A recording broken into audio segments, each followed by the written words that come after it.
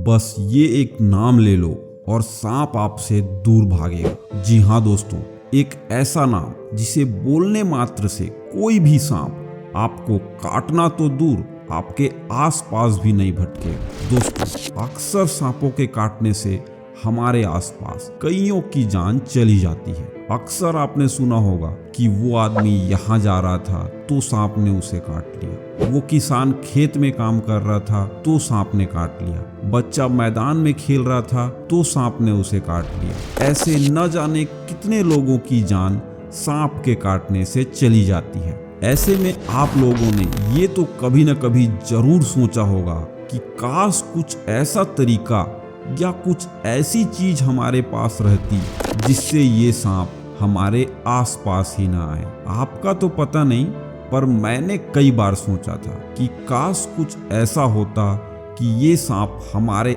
आसपास ही ना आए। और दोस्तों, आज हम आपको एक ऐसा नाम बताने वाले हैं जिसका सिर्फ नाम लेने से, यानी कि उस नाम के उच्चारण मात्र से कोई भी सांप, चाहे वो कितना भी खतरनाक से खतरनाक क्यों ना हो, आपको छू भी नहीं पाएगा।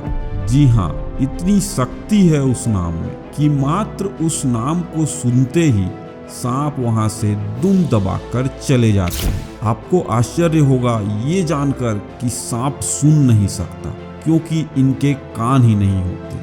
बीन द्वारा सपेरा हमें भ्रम में रखने हेतु सांप के आगे बीन बजाता है। आपने ये भी देखा होगा कि सपेरा बीन बजाने के दौरान सांप को बीच बीच में हाथ मारकर सांप को क्रोध दिलाता है, ताकि सांप अपना फन उठाकर रखे। बस सपेरे की यही चाल कामयाब हो जाती है और आसपास खड़े लोगों को लगता है कि सांप बीन पर नाच रहा है। लेकिन फिर भी एक नाम के बोलने मात्र से सांप कैसे भाग जाता है, और वो नाम कौन सा है, और आखिर उस नाम में ऐसा क्या खास है जो सांप उस नाम को सुनकर ही भाग जाते हैं, और आखिर इन सब के पीछे कौन सा राज है, जानने के लिए बने रहिए वीडियो के अंत तक। दोस्तों, इसे जानने के लिए हमें अपने इतिहास में पीछे जाना पड़ेगा और ये जानना पड़ेगा कि सांपों की उत्पत्ति कैसे हुई। दोस्तों, महाभारत के अनुसार महर्षि कश्यप की 13 पत्नियां थीं। इनमें से कद्रु भी एक थी। कद्रु ने अपने पति महर्षि कश्यप की बहुत सेवा की, जिससे प्रसन्न होकर महर्षि ने कद्रु को वरदान मांगने के लिए कहा। कद्रु ने वरदान में मांगा कि 1000 तेजस्वी नाग मेरे पुत्र हों।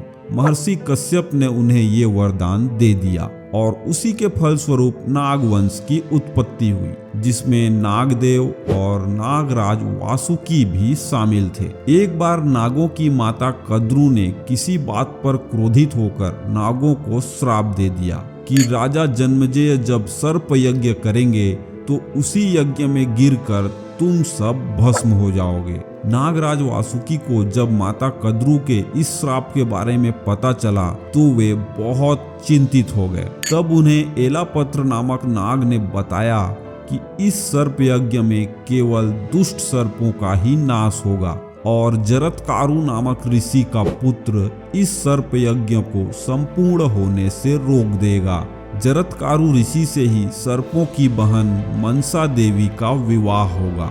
ये सुनकर वासुकी को संतोष हुआ। लेकिन अब बात ये आती है कि राजा जन्मेजय कौन थे और वो ऐसा यज्ञ क्यों करना चाहते थे जिसमें गिरकर सारे सर्प भस्म हो जाएं। दोस्तों, समय बीतता गया और इसके बाद समय आने पर नागराज वासुकी ने अपनी बहन का विवाह ऋषि जरत्कारु से करवा दिया। कुछ समय बाद मनसा देवी को एक पुत्र हुआ। इसका नाम अस्तिक रखा गया। यह बालक नागराज वासुकी के घर पर पला। च्यवन ऋषि ने इस बालक को वेदों का ज्ञान दिया। उस समय पूरी पृथ्वी पर राजा जन्मेजय का राज हुआ करता था। जब राजा जन्मेजय को ये बात पता चली कि उनके पिता परीक्षित की मृत्यु तक्षक नाग द्वारा काटने से हुई है, तो वे बहुत ही ज्यादा क्रोधित हुए और उन्होंने नागदाह यज्ञ करने का निर्णय लिया। जब जन्मेजय ने नागदाह यज्ञ का प्रारंभ किया तो उसमें बड़े, छोटे, वृद्ध, युवा सभी प्रकार के सर्प आकर गिरने लगे। ऋषि मुनि नाम लेकर आहुति देते जाते और भयानक सर्प आकर अग्निकुंड में गिरते जाते। दोस्तों, इस यज्ञ का सांपों में इतना खौफ हो गया था कि इस यज्ञ के डर से तक्षक नाग देवराज इंद्र के यहाँ जाकर छिप गए थे। इस यज्ञ के डर से नागलोक में हाहाकार मच गया था और नाग देवता बड़े चिंतित हो गए थे। तब अस्तिक मुनि ने सर्पों की प्राण रक्षा की थी। अस्ति मुनि ने ही सर्प यज्ञ को रुकवाकर सांपों को बचाया था। तब सर्पों ने अस्तिक मुनि को वचन दिया था कि जो भी आपका नाम लेगा उसे सर्प नहीं काटेगा और तत्काल वापिस चला जाएगा, और जो सर्प वापिस न लौटा तो उसी क्षण उसके फन के शीशम के फूल की तरह सैकड़ों टुकड़े हो जाएंगे। बस तभी से अस्तिक मुनि का नाम लेते ही सर्प तुरंत वहां से वापिस भाग खड़ा होता है। आपको भी कभी सर्प दिखे तो इसे एक बार आजमा कर जरूर देखिएगा, मगर सावधानी से।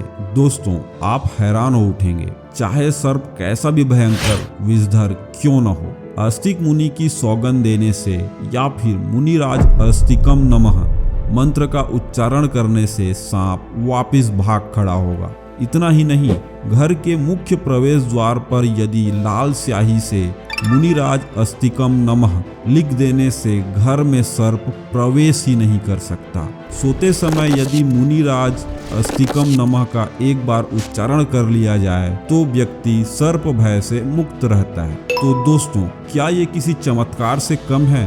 क्या इसके बारे में आपने कभी सुना था? हमें कमेंट में जरूर बताएं और जितना हो सके इस वीडियो को शेयर करें, क्योंकि ये जानकारी इतनी जरूरी है कि इसके बारे में हर किसी को पता होना चाहिए। हम मिलते हैं ऐसे ही किसी दूसरे टॉपिक के साथ, तब तक के लिए धन्यवाद।